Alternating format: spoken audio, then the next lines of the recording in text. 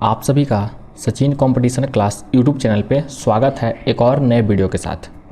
तो दोस्तों आज की इस वीडियो में हम साइंस का प्रैक्टिस सेट करवाने वाले हैं जो कि आपके 2024 में बिहार एसएससी इंटर लेवल या फिर रेलवे में एएलपी टेक्नीशियन भर्ती के लिए काफ़ी ज़्यादा महत्वपूर्ण साबित होगा। तो चलिए वीडियो को स्टार्ट करते हैं। अगर आप ये दोनों भर्ती में से कोई एक भी भर्ती का तैयारी कर रहे हैं या फिर दोनों भर्ती का तैयारी कर रहे हैं, चाहे वो बिहार एसएससी इंटर लेवल हो या फिर रेलवे की कोई भी भर्ती हो, एलपी टेक्नीशियन या आने वाली जितने भी भर्ती है, तो सारे भर्ती के लिए जो है ये साइंस का आपका प्रैक्टिस सेट इंपॉर्टेंट रहने वाला है। तो चलिए वीडियो को स्टार्ट करते हैं और लास्ट में आप कमेंट बॉक्स में आंसर ज़रूर कीजिएगा कि आपका कितना क्वेश्चन सही हुआ। आपका यहाँ पे पहला क्वेश्चन है, वह तापमान जिसका पाठ्यांक फ़ारेनहाइट और सेल्सियस दोनों पैमानों पर वही होता है। ठीक है, वह तापमान आपको बताना है जिस पर जो है फ़ारेनहाइट और सेल्सियस दोनों का जो मान होगा वो बराबर होगा। ठीक है, तो देखिए फ़ारेनहाइट एवं सेल्सियस पैमानों के जो मध्य रूपांतरण का फॉर्मूला होता है ये आपको पता होगा। तो ये फार्मूला मैं यहाँ पे लिख देता हूँ एक बार।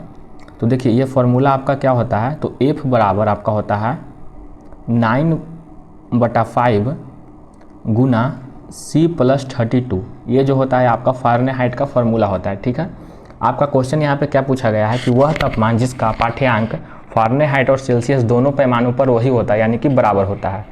तो देखिए वो कौन सा होता है, तो इसका आंसर आपका होगा क्या, तो इसका आंसर जो है होगा आपका -40 डिग्री। तो -40 डिग्री एक ऐसा तापमान है जिस पर जो है आपका फ़ारेनहाइट और सेल्सियस दोनों पैमानों का जो तापमान है वो क्या होता है, तो बराबर होता है। नहीं तो आप इसको चेक भी कर सकते हैं, जैसे कि देखिए ये जो -40 है इसको अगर आप ये C के जगह अगर आप ये -40 रखेंगे तो ये क्या होगा, तो ये आंसर जो है आपका फ़ारेनहाइट में -40 ही आएगा। ठीक है, तो यहाँ पे आप -40 डिग्री सेल्सियस के जगह रख के आप चेक भी कर सकते हैं। ठीक है, फिर चलिए अब नेक्स्ट क्वेश्चन देखते हैं। ये क्वेश्चन आपके लिए काफ़ी इंपॉर्टेंट है, इसको आप लोग ध्यान रखिएगा। फिर चलिए नेक्स्ट क्वेश्चन देखते हैं। तो आपका देखिए यहाँ पर नेक्स्ट क्वेश्चन है, निम्नलिखित में से मच्छर किस वर्ग से संबंधित हैं। मच्छर जो है आपके किस वर्ग से संबंधित हैं ये बताना है, ये चारों ऑप्शन में से। तो मच्छर जो होते हैं आपके सर्वाहारी होते हैं। क्या होते हैं, तो मच्छर जो है आपके सर्वाहारी होते हैं। ठीक है, तो इसको आप लोग ध्यान रखिएगा। मच्छर क्या करते हैं कि अपने जीवन जो काल होता है मच्छर का, तो मच्छर अपने जीवन काल में विभिन्न चरणों से में जो है विभिन्न प्रकार का भोजन ग्रहण करते हैं। ठीक है, इसलिए इनको क्या में रखा जाता है, तो सर्वाहारी प्राणी में जो है मच्छर को रखा जाता है। तो इसका आंसर होगा आपका ऑप्शन नंबर 1। फिर वही अब नेक्स्ट क्वेश्चन देखते हैं। तो आपका देखिए नेक्स्ट क्वेश्चन है, सबसे अधिक अपरिवर्तनांक वाला आँख का अंग है। सबसे अधिक जो अपरिवर्तनांक वाला आँख का अंग होता है वो कौन सा अंग होता है, तो वो होता है आपका लेंस। लेंस जो है आपका सबसे अधिक अपरिवर्तनांक वाला अंग होता है। ठीक है, तो इसका आंसर होगा आपका ऑप्शन नंबर क्या, तो 3 हो जाएगा। फिर आपका चलिए नेक्स्ट क्वेश्चन देखते हैं। तो आपका देखिए यहाँ पर नेक्स्ट क्वेश्चन है, ऊष्मा का वैद्युत ऊर्जा में परिवर्तन करने के लिए प्रयोग किया जाता है। तो ऊष्मा का वैद्युत ऊर्जा में जो परिवर्तन के लिए क्या प्रयोग किया जाता है ये बताना है। ठीक है, तो देखिए इसका आंसर आपका होगा थर्मोकपल का। ठीक है, किसका, तो देखिए थर्मोकपल का ऊष्मा का जो वैद्युत ऊर्जा होता है, तो थर्मोकपल का प्रयोग जो है आपका ऊष्मा का वैद्युत ऊर्जा में परिवर्तन करने के लिए किया जाता है। तो इसका आंसर होगा आपका ऑप्शन नंबर 4 थर्मोकपल। ठीक है, फिर चलिए अब नेक्स्ट क्वेश्चन देखते हैं, बॉल पेन किस सिद्धांत पर काम करता है।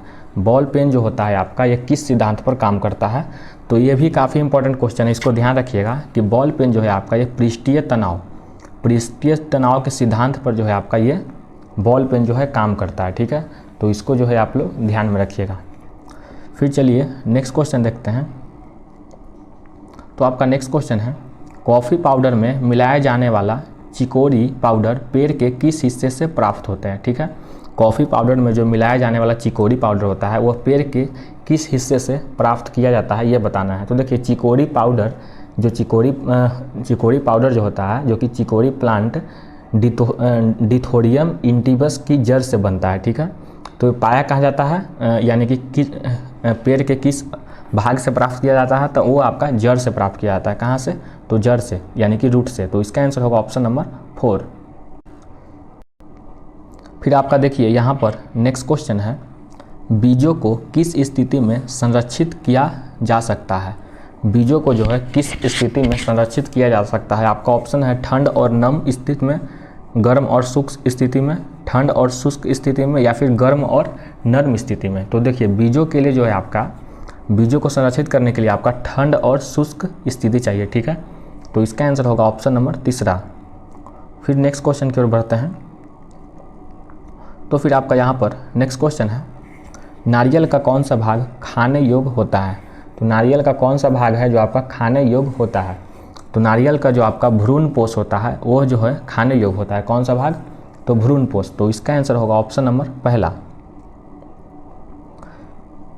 फिर आपका चलिए नेक्स्ट क्वेश्चन देखते हैं। तो आपका देखिए यहाँ पर नेक्स्ट क्वेश्चन है, निम्नलिखित में से कौन से यौगिक का उपयोग शुष्क के रूप में किया जाता है? इन चारों ऑप्शन में से आपको बताना है कि कौन सा वैसा यौगिक है जिसका उपयोग जो है आपका शुष्क के रूप में किया जाता है, ठीक है। तो देखिए शुष्क के रूप में जो है आपका कैल्शियम ऑक्साइड, ठीक है। कैल्शियम ऑक्साइड का प्रयोग जो है आपका शुष्क के रूप में किया जाता है। तो इसका आंसर क्या होगा? तो ऑप्शन नंबर पहला होगा। फिर चलिए नेक्स्ट क्वेश्चन देखते हैं। तो आपका यहाँ पर नेक्स्ट क्वेश्चन है, निम्नलिखित में से भुजा हुआ चूना कौन सा है? तो भुजा हुआ चूना का आपको केमिकल फार्मूला बताना है। तो भुजा हुआ चूना इन चारों ऑप्शन में से आपका कौन सा है ये बताना है। तो भुजा हुआ चूना जो होता है ये आपका होता है कौन सा? तो CaOH का होल ट्वाइस। कौन सा? तो CaOH का होल ट्वाइस यानी कि कैल्शियम हाइड्रोक्साइड। तो कैल्शियम हाइड्रोक्साइड को जो है आपका भुजा चूना कहते हैं। काफ़ी इंपॉर्टेंट क्वेश्चन है, इसको आप लोग VVI कर लीजिए। ये क्वेश्चन पूछा जा सकता है आपका। कैल्शियम ऑक्साइड, कैल्शियम क्या? तो हाइड्रोक्साइड, ठीक है। CaOH का होल ट्वाइस।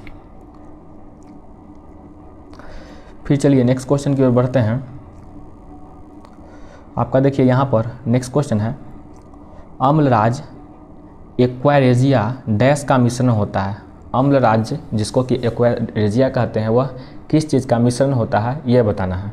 तो देखिए वो होता है आपका सांद्र हाइड्रोक्लोरिक अम्ल तथा सांद्र नाइट्रिक अम्ल का। किसका?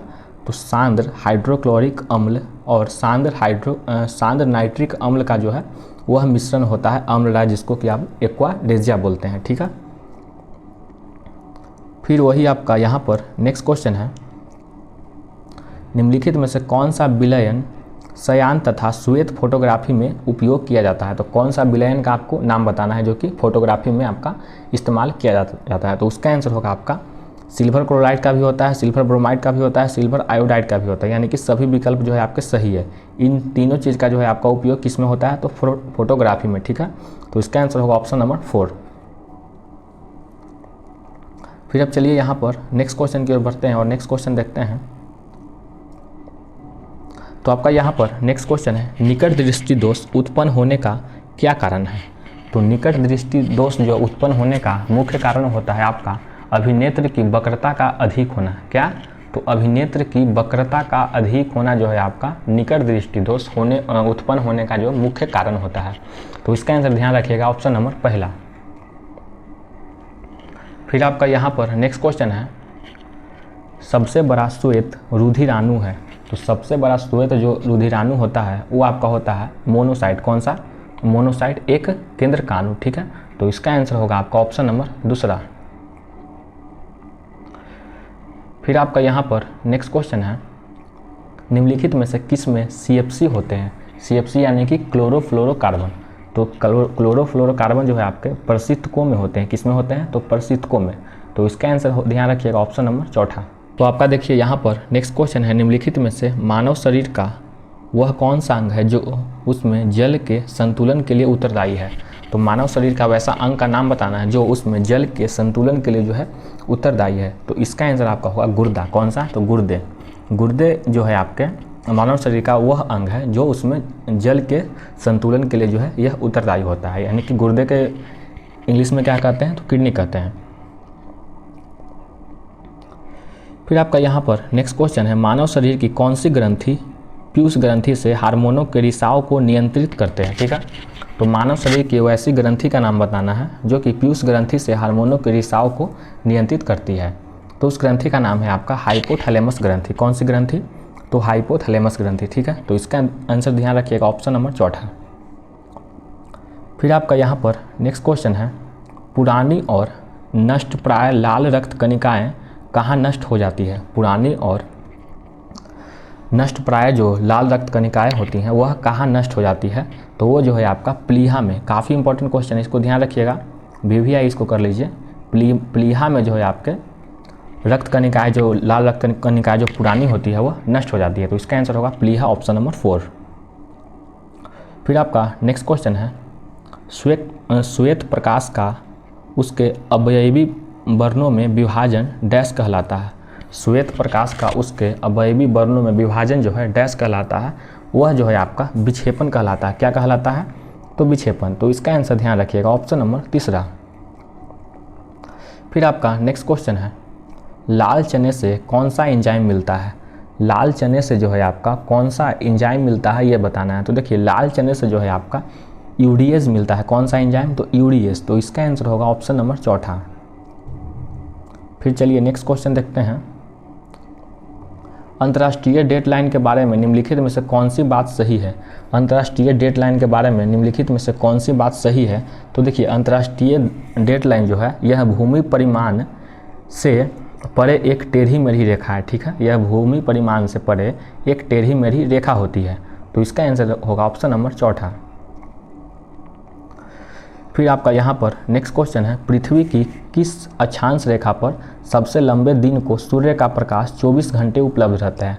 तो पृथ्वी की किस अक्षांश पे? तो वह अक्षांश का नाम बताना है। तो वह अक्षांश है आपका 66.5 डिग्री पर। ठीक है, तो इसका आंसर होगा ऑप्शन नंबर 2।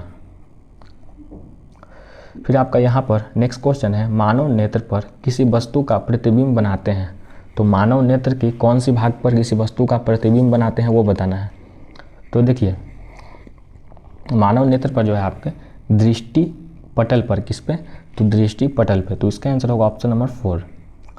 फिर आपका यहाँ पर नेक्स्ट क्वेश्चन है, इंटरनेट द्वारा निम्नलिखित में से किस मानव प्रोटोकॉल का सर्वाधिक प्रयोग किया जाता है? तो किस मानव प्रोटोकॉल का सर्वाधिक प्रयोग किया जाता है? तो इसका आपका ऑप्शन यहाँ पे है, तो देखिए इसका ऑप्शन है आपका यहाँ पे HTMP, TCP IP, SMTP या फिर SLIP। तो इसका आंसर होगा आपका ऑप्शन नंबर 2, TCP IP। ठीक है, तो इसका आंसर होगा ऑप्शन नंबर 2। तो ये आज का अंतिम प्रश्न था। इसी के साथ आज का वीडियो एंड हुआ। मिलते हैं एक और नए वीडियो के साथ, तब तक के लिए धन्यवाद।